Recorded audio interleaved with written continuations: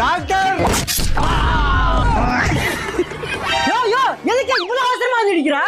Doctor டிவில IPL பார்த்துட்டு என் பொண்டாட்டி குறுக்க வந்து சீரியல் பார்ப்பேன்னா ஓங்கி ஒரு அடி விட்டா இழுத்துட்டு கிடக்குற டாக்டர். அந்த பொண்டாட்டி மருந்து எடுங்க. இந்தாயா இந்த மருந்து முன்னாடி சாப்பிட சொல்லு. ஒரேடியா போயிருவா. நீ நிம்மதியா ஐபிஎல் பார்க்கலாம். டாக்டர் இது எவ்வளவு டாக்டர்?